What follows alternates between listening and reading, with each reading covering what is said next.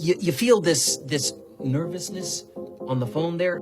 Sir, I've been trying to make an urgent phone call up there. Well, I don't think it's something I want to do on an overseas phone. You gotta make some phone calls. Hang up the phone. Prank caller. Prank caller. Ladies and gentlemen, welcome once again to Packernet After Dark.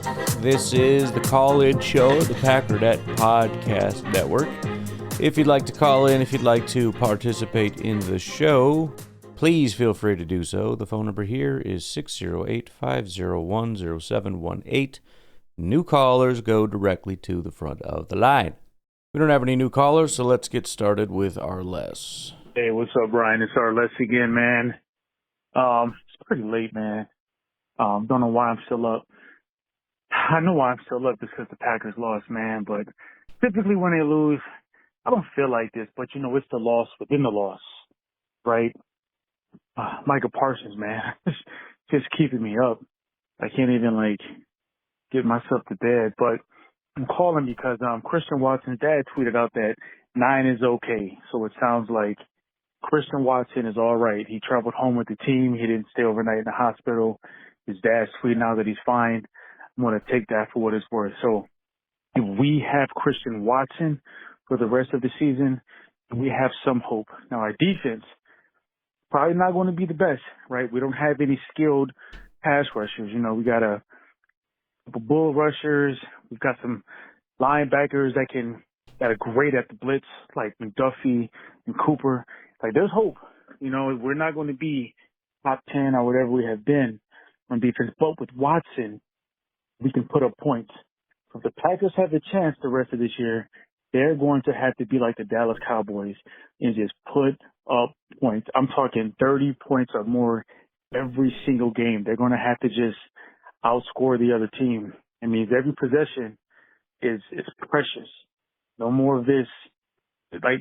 Got to stop the penalties, man. We can't be losing, 10 yards on 2nd and 5 or 5 yards on 1st and 10. All these penalties have to stop. The team wants to have a chance. They need to buckle down and really focus and stop playing around and control their tempers. Even if they're not the ones that started it, they got to think about the bigger picture, is that our defense needs all the time off the field that they can have.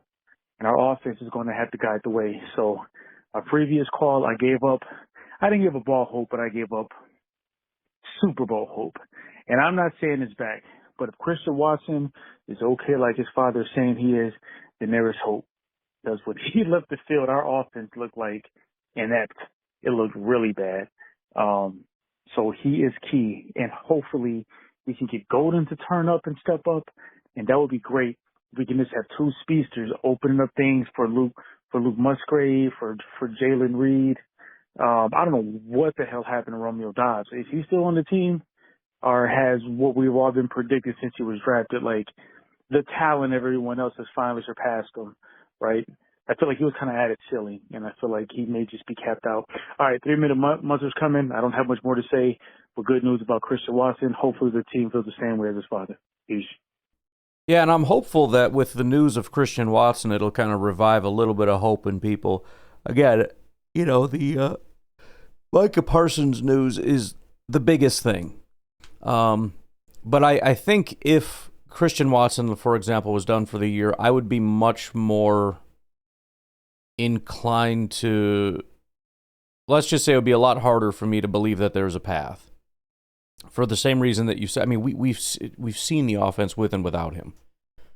I don't know why we can't get Golden to fill that role, but we can't. At least not yet. It is a completely different offense. So yeah, he's I don't want to say he's back because I don't know if he's going to be playing this week or not. For all I know, he might be out for a couple weeks and they're just downplaying it. I don't know, but I'm going to go ahead and call it good news, and it should inspire a little bit of hope. It's not what we wanted to happen. It's not going to help our chances, certainly. But with Christian Watson on the field, we have a very good offense. And prior to Micah Parsons joining our team, we had a pretty decent defense. Now, we lost Kenny and we lost Wyatt, and we lost Evan Williams, at least for a while, presumably. We'll see. Maybe he plays. I don't know. Van Ness is still not really playing, I guess. I don't really know what his deal is. But remember, Van Ness wasn't very good last year, so I don't know. But again, I'm hopeful that with the Watson news, it'll at least perk people up a little bit.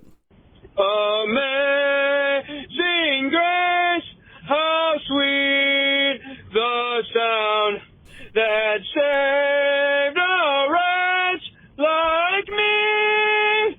I once was lost, but now I'm found. Was blind, but now I see. Season's over. Micah's gone. We suck. I don't even, dude, nothing matters anymore, man. I mean, literally, Micah got hurt. I didn't care what happened after that, dude. It just didn't matter, dude. Happy mourning Monday, guys. We're mourning the loss of Micah Parsons and the rest of the season. I hate this, dude. I hate this. And I literally was like watching the game, and I was like, no, kill me. No, please, no, kill me. I was like, what's going on? What happened? I'm like, Micah Parsons, I think he's out for the season. Kill me. And she's like, okay, you're being dramatic. I'm like, no, you don't understand. This means our season's over if he can't play. Anyways, game was stupid. Offense, we were rolling, man. I don't know why we took that shot. And I understand being aggressive, and I kind of don't mind the play. It's a 50-50 ball, but I just think when we were able to just kind of dink and dunk, and death by 1,000 paper cut them, I don't understand why we're throwing it downfield on 1st and 10. Like, at least could we get, like, you know, a little bit closer? Like, I don't know, be, like, on our own 40 or something, or 50, like, before taking a shot, like, at least so, like, if it gets picked off, it's in the end zone or something. Or, like, deep in their territory or whatever. The O-line was horrific, though. I mean, it's absolutely horrific. And you know what sucks is we don't have these first-round picks, man. So we can't really fix anything. I mean, we can, but it's just going to be harder to get the talent we need. But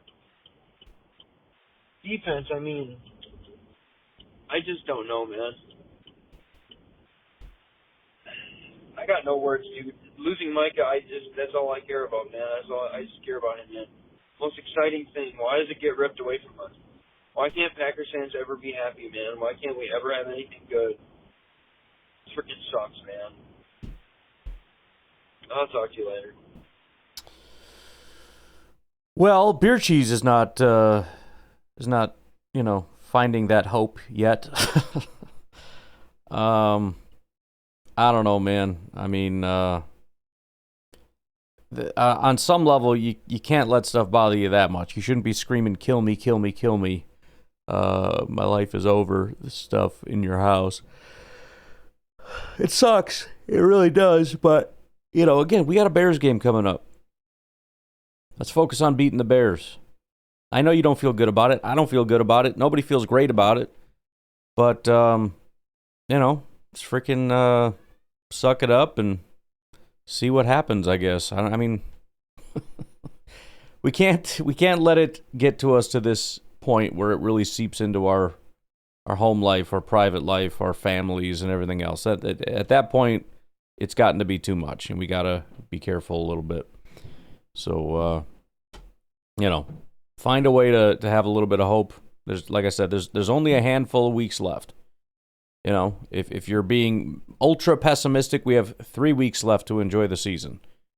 If you're being relatively pessimistic, we have 4 weeks left. So let's find a way to enjoy our last few weeks of football because it is a long off season, and we'll have plenty of time to sit around and mope and whine and cry and complain.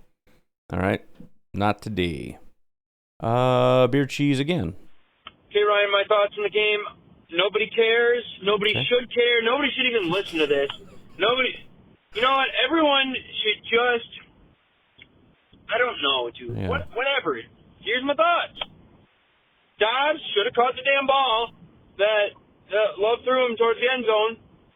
That probably would have made a difference right there. I mean, literally, I'm thinking about this, Ryan. I was thinking about this after the game. I'm like, man, if we had just scored one touchdown instead of a field goal, like one of those I mean, obviously you could say this about any game, but well, no, you can't really.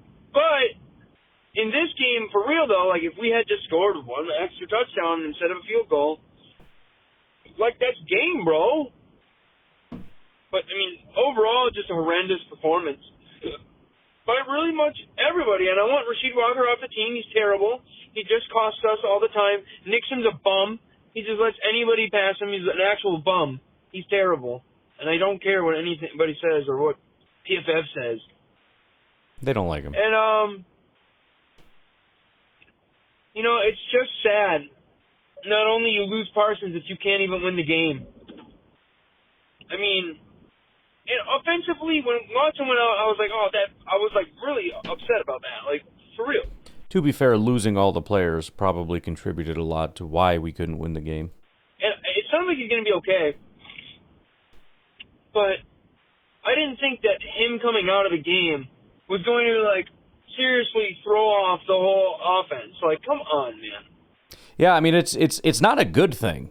But I mean, to be fair, I think Tucker is another guy. But, I mean, without Watson, our offense is kind of just bad. I think if we had Tucker, that wouldn't necessarily be the case. If you have Tucker and Watson off the field, I don't think we're very good at figuring out how to do things. Also, and maybe this is more of a tomorrow thing, I accidentally stumbled on some information I was hoping not to find. Jordan is not very good from behind.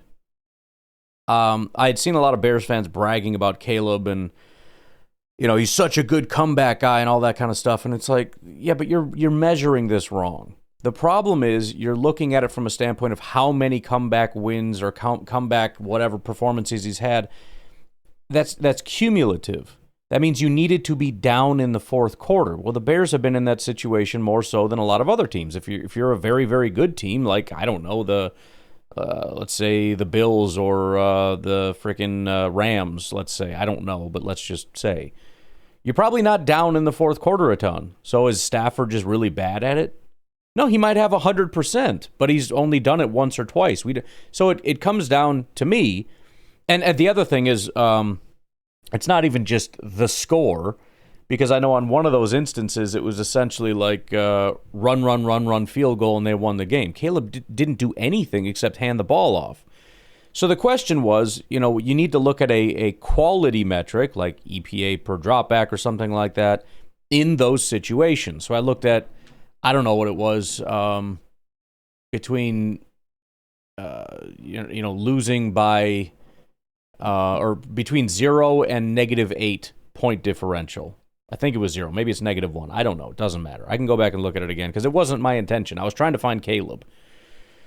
And Caleb really wasn't that good. He was, 14th or 15th or something. He was not the top quarterback. Again, all this stuff is nonsense. It's not that he's awful at it. It's just this idea that he's the best. He's the best. Same with interceptions last year. He's the best. It's like, okay, look at turnover-worthy play because that's more relevant. And he's like, 9th or something. Again, he's not bad, but he's not the freaking best at it. He's slightly above average. The problem was I found Caleb. He was not that great, but Jordan was worse. And these are metrics that Jordan is like number 1 in the NFL in. But when we're down in the fourth quarter, he has not been good at all. And that's not good. And this was a similar situation. This was us being, we weren't down though, were we? We must have been down at some point. The point is though, when we needed the offense to step up down the stretch, we didn't really get it. And Jordan was not playing his best football at all. And that has actually been kind of an issue this year. We haven't seen it a ton, but I guess if you think about it, we're either winning and win, or we're losing and lose. So I'll have to go back and kind of, I'll get those numbers fresh and we'll talk about it a little bit tomorrow. I don't want to dwell on it, but you mentioned it and I had already seen it, so I'll mention it, but that's not a great characteristic. Now, I'm not going to say that is him always and forever. Last year, it was a reality that Jordan is just not very accurate, and he's going to throw a bunch of interceptions. this year he's one of the most accurate quarterbacks in football and threw very few interceptions. He's actually perfectly adequate to good depending on which metrics you're looking at. So it was a fixed thing. And, I'm sure that's collaboration between Matt LaFleur and the offensive coordinator, the quarterback coach, and, of course, Jordan putting in the work. So it's certainly something. And that could be a Matt LaFleur metric or a wide receiver metric or something, or an offensive line metric. I don't know, but it is something to keep an eye on, because especially when you're talking, down the stretch here, this Bears game, the Baltimore game, a playoff game that presumably will happen. We'll see. You have to assume you're going to be down in the fourth quarter at some point. You're going to need Jordan to strap in and be that dude. And apparently that is not when he's at his best. Now, again, I'll go back and double check all these things and look at it a little bit more closely. It was meant to be just a slam on the Bears, and when I saw Jordan was worse, I was like, I'll drop it. Because not that anybody would find it. Nobody's going to find these things. It's a thing that I pay for, and even the free stuff, people won't, especially Bears fans, won't bother to look at. It's just more about, I would be lying and be hypocritical if I was like, yeah, Caleb is bad at it, and just leave out the part that Jordan is worse. I'm not going to be that guy. Unless I'm going to put that in the post or something like, disclaimer, Jordan is worse, but so we're clear, but I'm just not going to do that. So, anywho, the offense was quite bad. Not having Tucker hurts our offense a lot. Not having Watson hurts our offense a lot. Not having either of them, it just feels like defenses know how to play us. We went through this last year. I think we might have even had Tucker, but he wasn't quite the emerged tight end. But I just remember, especially with Jaden Reed, he was such a good receiver. And toward the end of the year, we just had a bunch of guys that it felt like couldn't beat man coverage. And so we just saw a lot of man coverage, and we struggled a lot. And when you got guys like Tucker and Christian, freaking good luck, bro. Freaking good luck. You play man against that, you're dead. But if you switch to zone, Reed is elite. That's his bread and butter. So now, as a defensive coordinator, you got to think a little bit. You got to start getting creative. You got to mix it up and mash it up and do all this. You can't just brute force say, we're doing this. We're doing this, and there's not a freaking thing you can do about it. So, I don't know. It's obviously an oversimplification, but it's an observation that I think we've all seen. If we don't have Tucker and we don't have Watson, the offense just completely sputters. And it also makes it easier for them to sell out, stopping the run. Everybody loads up the box. There's more pressure on Jordan. There's less ability to run. We're not taking the top off the defense. It's like red zone defense all the time. They just crowd that short little area, bring pressure. We can't get anyone behind them. It's very compressed. It freaking sucks, man. Anyway, sorry. We've got to start doing what we're good at, man, and Matt got away from it. Started trying to push the ball downfield again when our offensive line cannot block. You've got to get these, and maybe the receivers weren't open, I don't know. But either way, the way I seen it, without looking at the film, we were trying to push it downfield too much. And then the receivers just couldn't get open. If we just do quicker stuff, be all right. But at the same time, man, run blocking was horrible. But that was probably even worse than the pass blocking. Literally, Jacobs get the ball, and, there's nowhere to go. They're just getting manhandled, getting pushed back. Man. I appreciate Goody for building the O-line, but he is not doing a very good job of it, if I'm being honest. I appreciate that we kind of, go with the trenches first, but this O-line ain't it, man. We have got to find something better, man. And I think the problem is they keep rotating guys, you know what I mean? But anyways, who cares about the loss? Go Pack, go. Micah, I'll give you my whole leg. Yeah, dude, it's a brutal one, but we'll be all right, man. We'll figure it out. I've already talked about the game. I think the deep pass was working. Obviously, it screwed us. Like I said on the show, high risk, high reward, man. You take those shots and they work, and it is like you're putting them on their heels, but it's a higher risk thing. It's a higher danger thing. And, we had an instance, again, I don't think it wasn't working. I don't think it was the wrong call. Jordan even said that it was exactly the look they wanted. I think it would have worked. If you look at it, Broncos fans are bragging like, oh, he ran stride for stride with Watson. It's like, bro, first of all, no, he didn't. If you look at when the ball was thrown, Watson has to immediately start slowing down. Or better yet, look when Watson starts tracking the ball is when he has to start slowing down. It doesn't really matter. It's more of a petty thing, but give me a frickin' break if you think Patrick Surtain can run stride for stride with Christian Watson in a foot race. Okay, yes, Patrick Surtain sprinting at full speed while Christian Watson, his body is turned around tracking the ball, slowing down because the ball is underthrown. Yeah, I don't think that's exactly the same thing. Sorry to tell you. But yeah, and Jordan, because of the frickin' blocking, tries to make a throw. Let me just say this. If the blocking was better, if we assume Jordan makes a perfect throw here, which we can't, but probably would have been a better throw, I think that's probably a touchdown. I think Christian Watson gets away from Patrick Surtain, and that ends up being a touchdown. So that's the reason why they threw it. It was the right thing. They were hoping to get man-to-man coverage with no safety help on Patrick Surtain. Like, I'll take that all day long. But again, they got pressure up the middle. They hit him. And so all Broncos fans are all, oh, yeah, see, we can run with that guy. It ain't nothing. You can't run with him, dork. You can't run with him. Again, it's petty and it's stupid because it doesn't matter, but it just ticks me off. You can't run with Watson. I'm sorry. You got frickin' cooked, and he had to slow down because our quarterback got hit as he threw. Stupid nonsense. But, again, the bottom line, everything was working. You see, we got away from what was working. The running was working. The passing was working. The deep shots were working. Everything was kind of working. Our ability to move the ball down the field was incredible against his defense. Now, we couldn't score against them, which is a problem, and it was the number one ranked red zone defense. So it's as hard as it is to move the ball down the field, it gets even harder trying to punch it in the end zone. But they moved the ball really well, and it was a very, very good offensive performance. I had said, I believe, on the show that this, or at some point, prior to losing everybody, this was probably our best offensive performance of the season. This is an elite defense, and they cut through them like they didn't exist.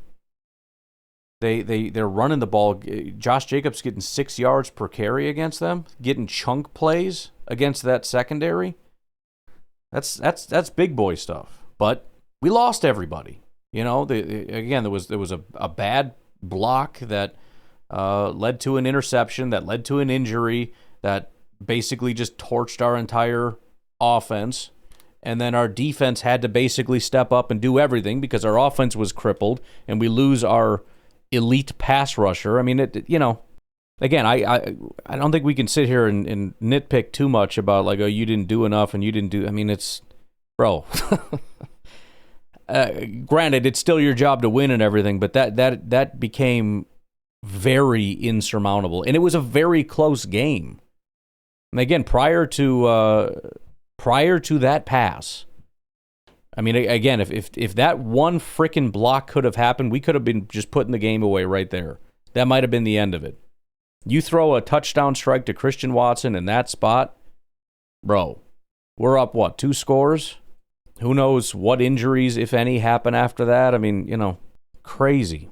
But I don't think it was a bad offensive performance at all. I think it got bad once everybody got hurt. And not to mention, I think the entire team was freaking demoralized.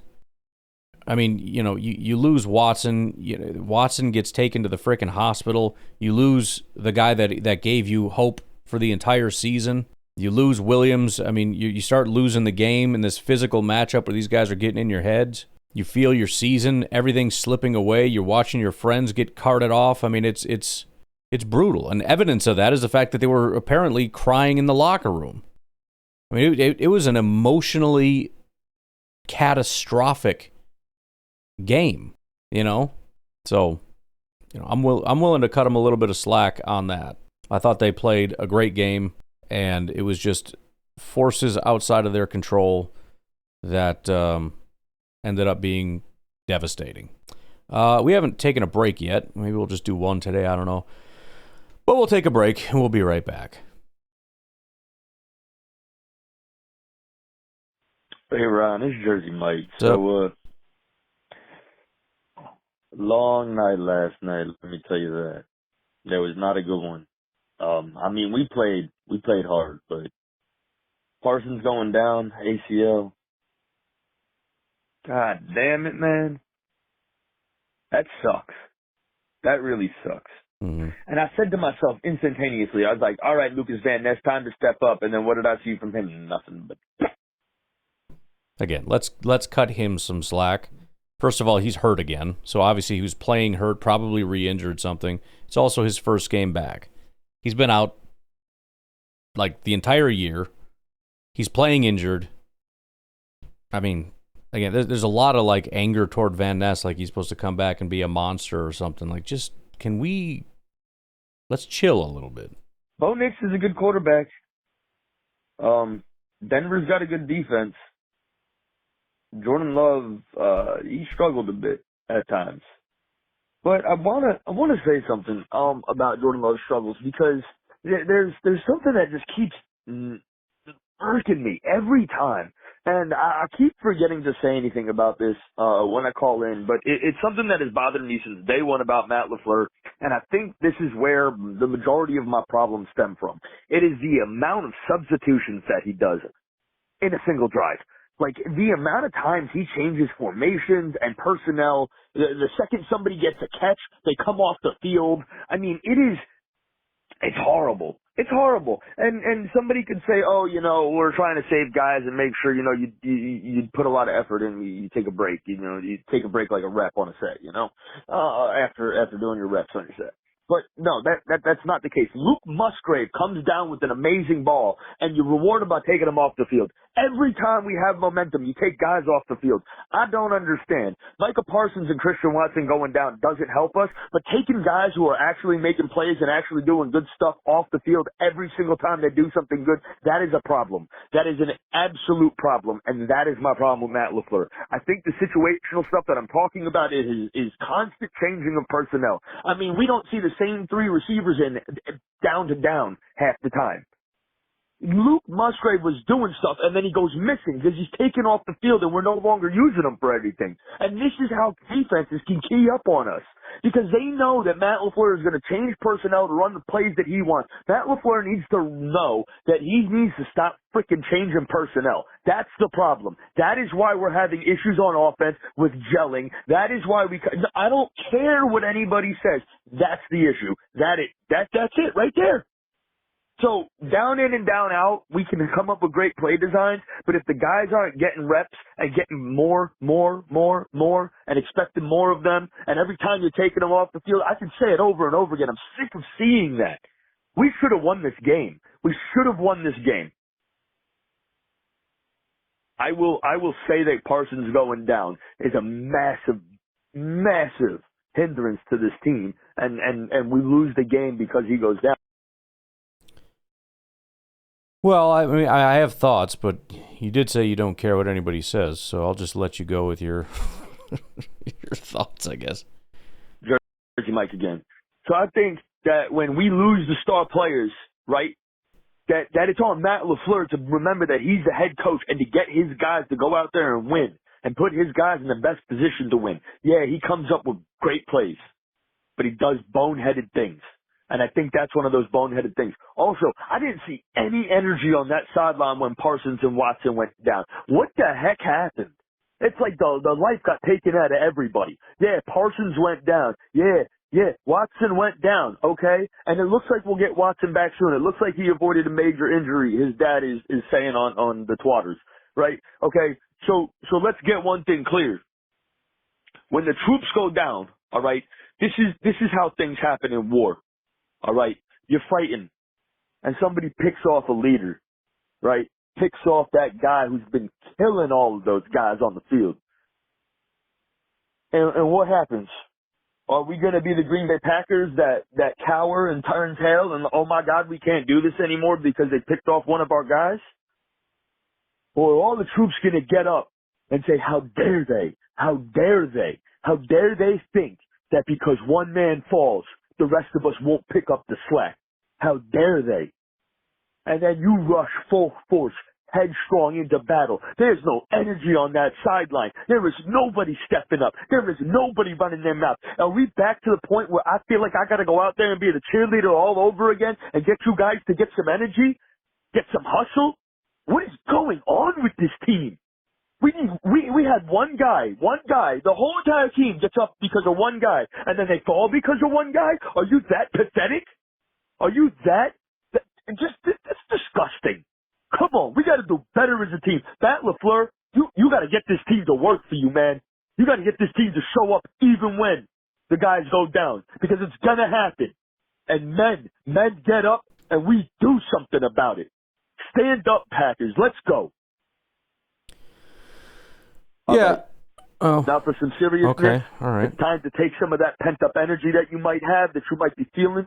All right? It's time to use some of that. We got the Bears. We got the Bears again. They think they're sitting pretty on top. They think because Parsons went down, they got something going on, right? You know what? They maybe do. Because we needed Parsons to chase Williams all day. Or somebody to step up and do something. And Igbare, Lucas Van Ness, somebody. Come on. Go Pack, go. Well, I think we'll find out this week. Look, I think it's understandable as far as human nature goes. It's real easy, to say it. It's another thing to actually do it. Again, look at Packers fans. And I know they're not the ones getting paid, blah, blah, blah, blah, blah. Fine, but it doesn't matter. The reality is, look at Packers fans and how they reacted. I can't speak for you, Jersey Mike, and what you were doing, but I think most people just slouched in their chair and thought the season's over. As evidenced by social media, by just about every call that's come in. And I think it's like I said, even if it's subconscious, and you're telling yourself, I can picture Rashawn Gary over on the sideline, like hyping everybody up and doing his like self-talk thing that he likes to do. But even Rashawn Gary, I'm sure, had a little voice in the back of his head that was like, bro, you're done. Like, it's over. And he is a major leader for that team. He is the inspiration. I mean, and again, maybe you don't even realize it. But, look at the energy he brought to the team and to the fan base and to everything else. So when he's gone, it makes sense that some of that energy goes with him. Especially in the moment. Now, if they still can't get up and they're still depressed for the game on Saturday, yeah, that's obviously problematic. You got to shake it off. You got to freaking wake up and man up and do your freaking job. But again, there's a level of harshness about the end of that game, as though we didn't just get completely decimated. Like, I can't believe we lost that game. You can't believe it?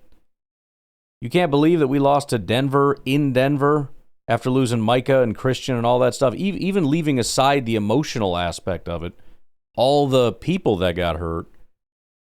I mean, geez, man. I don't know.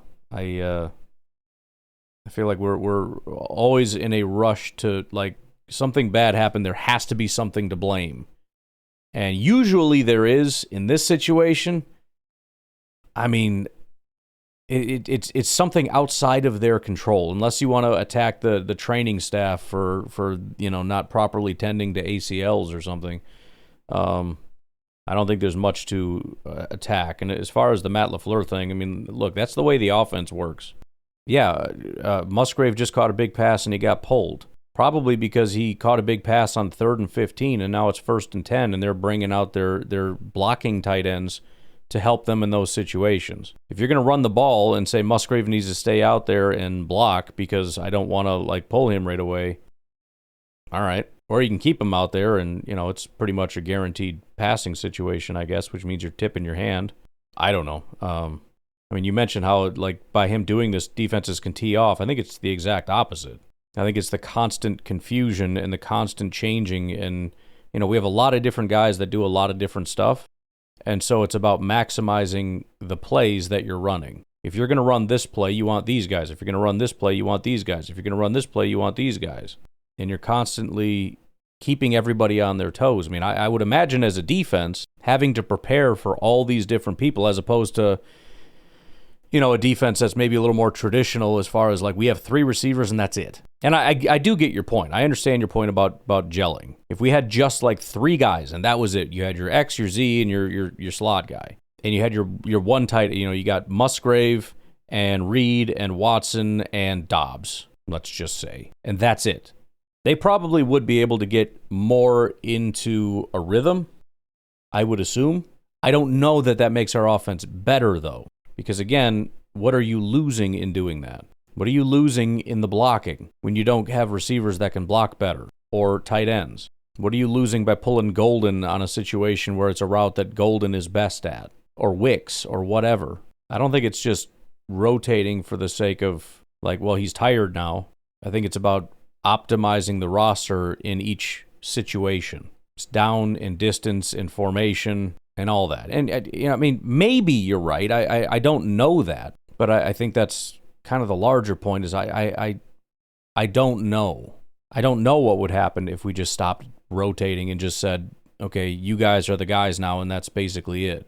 But I think far too often we assume all the good things would happen and none of the bad things would happen. I think there's a lot of underlying benefits that we don't really see that we just assume would stay because we don't recognize that part of that is the way that Matt LaFleur builds the offense. And if we're going to ask Matt LaFleur to completely change the way he does offense, then we should probably just get a new coach and a new play caller because it doesn't really make sense. I want you to be Mike McCarthy. Okay, then why don't you just fire him and hire Mike McCarthy then? We had it all. We were up 9. Tom goes down. Watson goes down. Parsons goes down. But it's all right. Remember last year when, I don't know why, it just seemed like the entire offense was built around what Edrin Cooper could do. And as someone who played defense, I don't know, what you could do to make that possible, because schematically it's all the same, but I don't know. Maybe Hafley's got, because I don't know as much as Hafley does, obviously. I'm just a dude. I played a little junior college ball, but I don't know what you really could do to just make Edrin Cooper amazing like he was last year, but that defense we had last year was great. We took the step because we had the pass rush this year. But if we can hold it down and be as good as we were last year, we could still make a run. We just need Watson and Tom back. Parsons is great, but we could still do it. We weren't even expecting it this year. Now we know that Rashawn's not as good as we thought he was because we've seen what good looks like consistently. We just have to go put our head down and just work for it. For the record, we have not seen what good looks like. We have seen what generationally elite looks like. This week, Bears week. F the Bears. Go back up. We have learned that Rashawn Gary is not generationally elite, which is absolutely true. And neither is Van Ness, and neither will anybody else that we draft for all of eternity up until the day that maybe we're a bottom 3 team and can draft, in that range. But again, similarly, whether it's Rashawn Gary or Edrin Cooper or whoever, remember, everything changed. The way we play defense changed. This is not the same defense, the same scheme, or anything else, largely because of Micah Parsons. Will we ever see the same Edrin again? I don't know. Maybe he fell off because it's just a natural thing that happened and it was always going to happen no matter what. Maybe he fell off because we lost our linebacker coach and that was the driving factor for Edrin. Maybe it was because of a change in our defensive scheme, and maybe Micah was the one drawing that. And maybe with Micah going out, we'll go back to the way we did it, and Edrin will emerge again. I don't know, but the same is true for Rashawn, which is why, some of this gets to be frustrating where it's like, can we just wait and see? We're so unbelievably fast to just say, this person's terrible, they're a bust, get rid of them. People online are saying we need to, at some point, we just got to get rid of Marshawn Lloyd. For what? For what? What is that going to do for you? What does that do? Marshawn Lloyd does nothing. He does nothing to hurt anybody. It's like we just need. It's almost like a depression reaction. Like, I just don't care anymore. Just get rid of him. I don't even care. It's like he's on a rookie contract. You don't even make sense. He's not even taking a roster spot. If there's a 5% chance he can come back and be a very good player, what the hell is getting rid of him going to do? Nothing. So why are you being weird and dramatic? And the Rashawn thing obviously annoys me because, number one, he's a lot better than anybody wants to say. And again, the only thing he's not doing is getting all the sacks that everybody wants. And ironically, he was dominating in sacks up until that point that everybody stopped dominating. Which again is why I said, seems to me, if I had to guess, why all of a sudden is Wyatt and Rashawn, and everybody only talks about Rashawn, but everybody fell off at almost the exact same time. If I had to guess, it was a schematic change. Probably around the time that we started playing the run a lot more. Because if we could take that away, force them into those situations, then we can pin our ears back. It's also worth noting, again, that it's hard to get to the quarterback before Micah does. But we disregard an entire half a season of elite play from Rashawn Gary, where it looked like he was going to completely eviscerate his old sack number, because over the last 5 weeks or so, or however long it's been, he hasn't had a bunch of sacks. The pressures are still fine. He's actually playing at a really solid level. He's also very good against the run. But now he's a bust and we should get rid of him. Things change when you make schematic changes, man. And I'm sure Edgerrin has been impacted by that. And, some guys are just not good.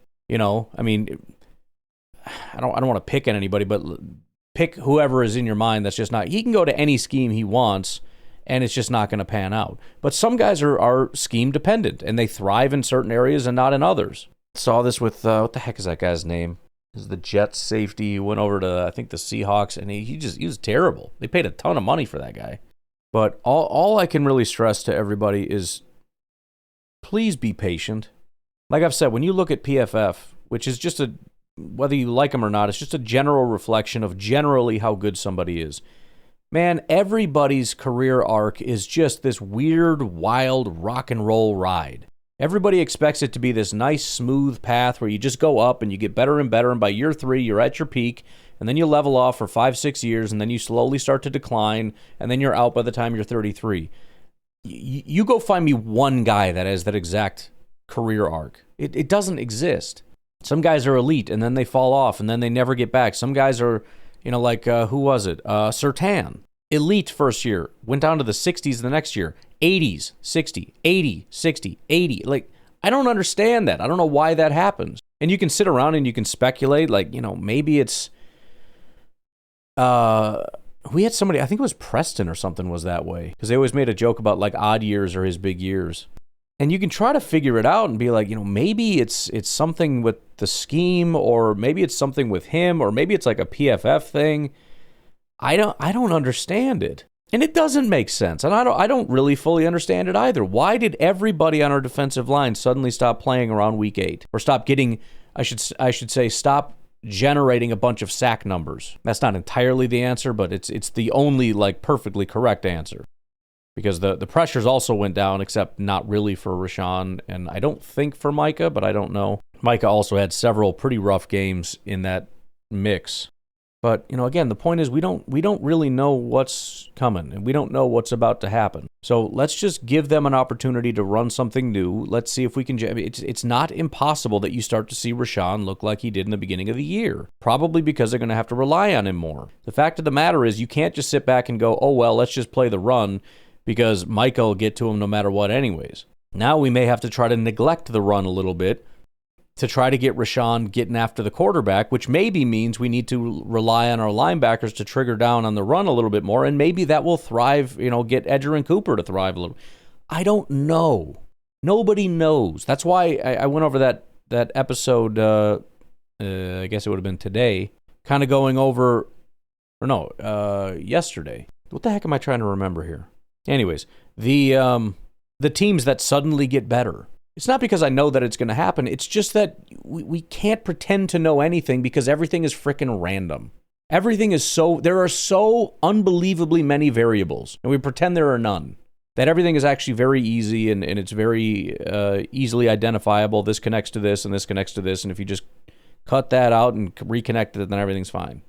It makes doing this a lot less fun or interesting. It's a lot easier to sit up here and bloviate about everything and just start screaming and wailing and well, now this and that and that. I understand that makes the show probably less appealing to just sit here and say, I don't know. But that's the reality. I don't know. Why did those teams get better when people left? Don't really know. Sometimes we can speculate, especially if it's like a wide receiver leaves, a quarterback improves because he's not just forcing the ball, every single time. And that's a good example because even if there are other variables that we don't see, it's a good way of looking at it in terms of cause and effect. You don't think about it. You don't think about what changes and how that could actually benefit things. And that's true of everything. Everything changes when everything changes. So we are going to see an entirely new defensive scheme from Jeff Hafley, entirely new game plan, using the pieces we have very differently. That doesn't mean successfully, but it means that we're going to have to wait and see what Jeff Hafley decides to do with our players. We're going to have to see how well they can play those roles. And if he comes up with a good plan and the guys can execute the plan, I have every reason to believe we're still going to be a good enough defense. I mean, remember, we weren't a top 5 defense as it is. So saying, can you be a top 15 defense with the guys that you have? I would frickin' hope so. It's not that big of an ask. I'm more concerned about, number 1, can the offensive line block? And number 2, can we stop making stupid mistakes? Special teams penalties every freaking time. Can we knock that off? Can Rashid stop jumping off sides for a second?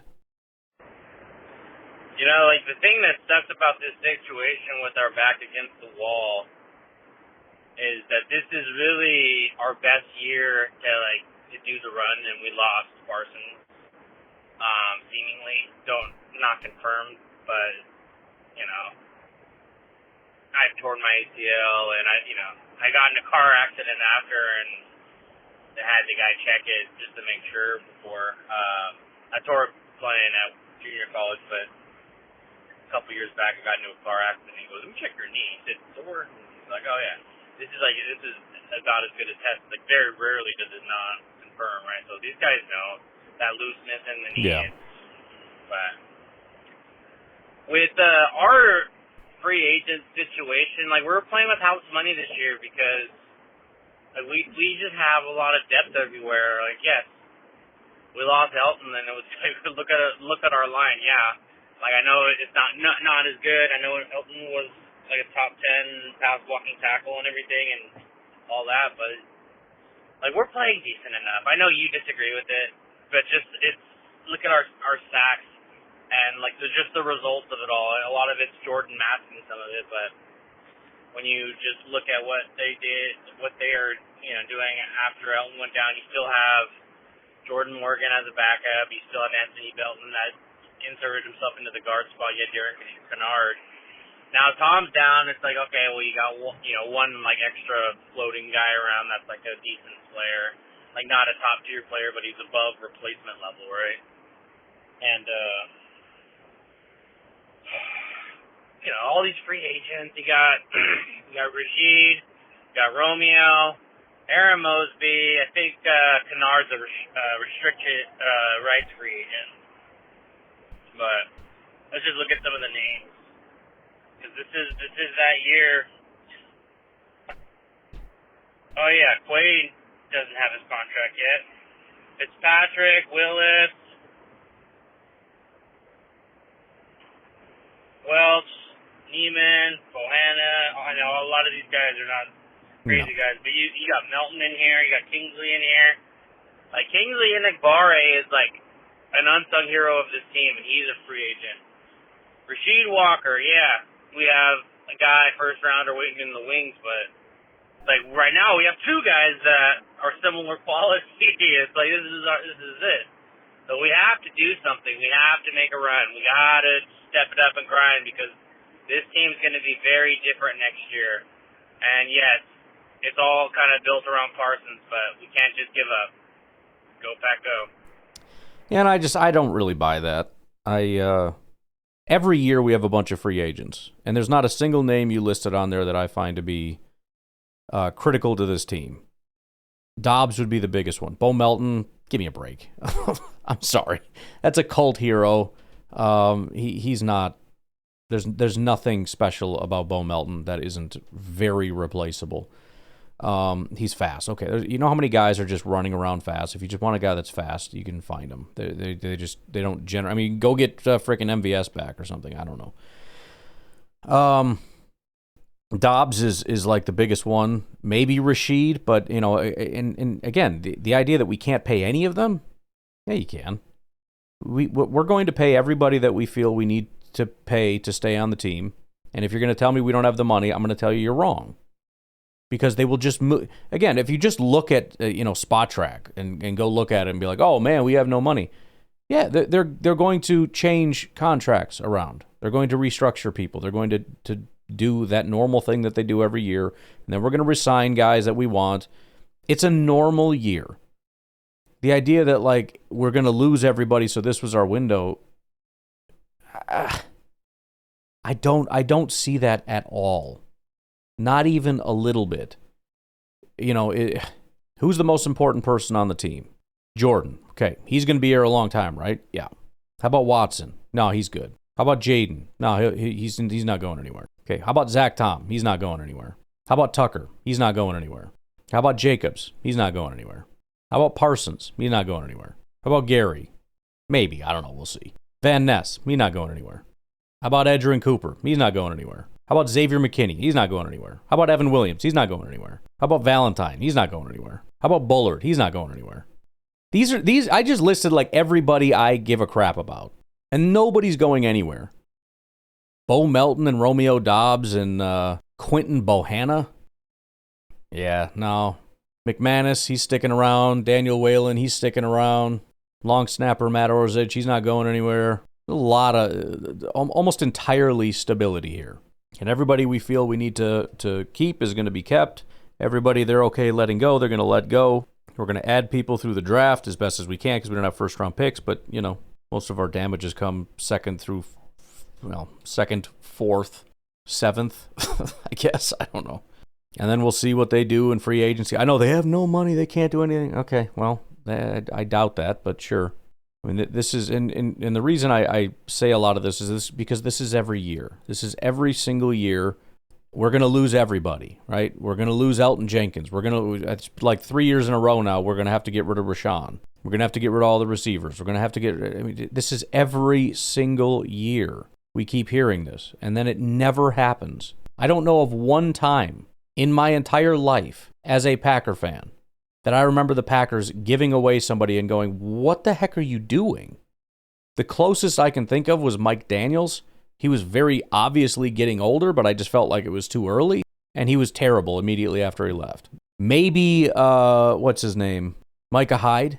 But that was a team decision to move on from him. I didn't agree with it. I happened to be correct. That was not a matter of, oh boy, we can't afford this guy. That was just a dumb decision. They underutilized him. They never really appreciated him here. He was a part-time player. I didn't understand why he wasn't just on the field all the time because he was always just seemed to be very good. But I don't think they appreciated him as much here. Our defensive coordinator didn't seem to want to use him a ton, and Ted Thompson just felt like I ain't wasting my money on him then. But as far as like this guy is a crucial piece to this team, but we just don't have the money, when? Ever has that happened? It doesn't happen. It doesn't happen. It won't happen. It'll never happen. So unless Romeo Dobbs was the key to our success, I don't buy it. I think this year was actually a bit of a down year because of the offensive line disaster that it's been. It's created. I mean, we've gone backwards this year in a lot of ways because of that, and that needs to be fixed. And so I'm very hopeful that next year we can come up with some kind of a plan, whether that's growth in the players that we have or replacement in some manner or fashion. But I'm very hopeful that next year we actually have a much better shot, because if we have an offensive line that doesn't allow Jordan to be under pressure more than 50% of his freaking snaps in a game and can resemble what the Packers have had for almost my entire lifetime, going back to Brett Favre, who had great offensive lines, Rodgers, who always had great offensive lines. This is, as I've already pointed out, probably the worst offensive line, certainly in the PFF era, probably worse than anything Rodgers ever had. I can't speak for Favre because I don't know every single year. He might have had some bad, but I just know, especially during like the Super Bowl era and all that, he had a phenomenal, and it was a very cohesive line. It was like the same, because I remember when somebody would get replaced, it'd be like, who is this frickin' guy? What happened to what's his name? You can't do that. Oh, it's a disaster. And then the guy ended up being great, and it was like, oh, never mind. But no, I think we've had quite a bit of adversity. I think a lot of things have gone not great, especially when you factor in the injuries to Jaden Reed, to Christian Watson, the complete lack of run game. This is a very lackluster year from Josh Jacobs, not because of Josh Jacobs, because of the terrible offensive line.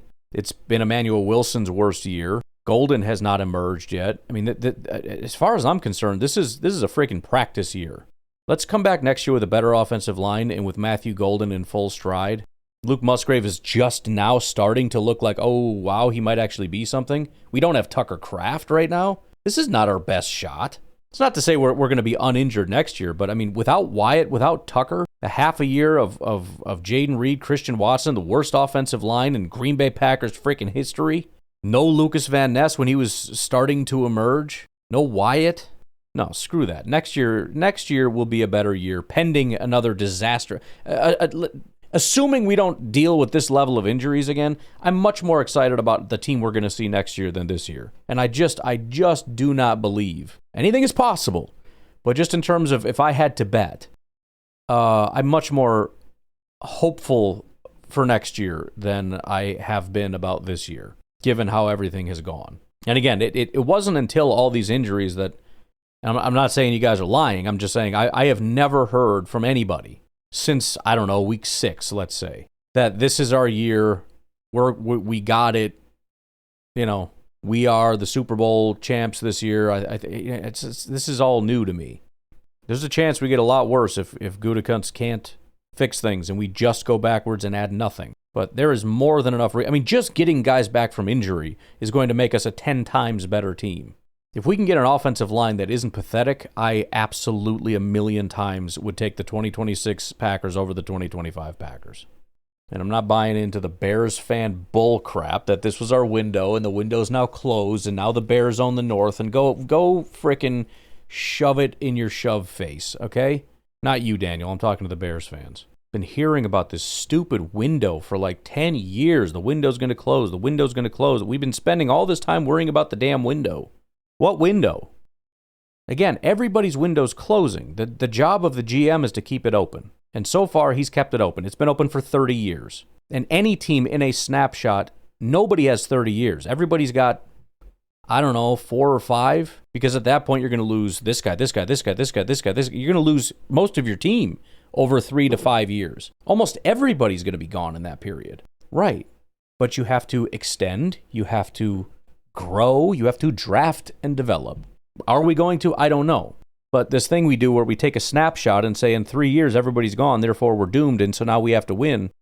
No, 3 years. It's a new team. I don't even understand. Go look at 3 years ago when we thought the window was going to close. And go tell that person who's freaking out, oh, by the way, we're going to go get Micah Parsons and Josh Jacobs and Xavier McKinney. And Christian Watson, I don't remember where he would have been at that point, but this guy's going to end up being great. And we're going to draft a guy by the name of Jaden Reed, and he's going to be really good. Oh, and Tucker Kraft's going to be really good. Oh, and Zach Tom. You know what I mean? Like, you don't know what you don't know. But that's the problem. We keep assuming we have all the information. A lot of things are going to change from day to day, much less year to year. So let's not panic about 2026, 2027, 2028, 2029. Let's look at the Bears. Let's beat the Bears. All right? We're getting too depressed. Too doom and gloomy here. Fan how you want to fan. Do what you want to do. But again, I don't want... Right now, the negativity is winning out, and I'm seeing a lot of like, don't tell me what to say or think or this or that. Don't tell me everything's going to be okay. Like I'm just telling you the reality. If you don't want to hear it, that's fine. But don't act like you're being the rational fan right now, and I'm being some kind of irrational person. Everything I'm saying is 1,000% true. Assuming you hear me when I say that I'm not telling you everything's going to be okay. Assuming you hear that, you should be able to agree with me. Baby steps, folks. Please. Begging you. All right. Say we're not going to take a break. We're going to end the show. I will talk to you all later. Have a good one. Bye-bye.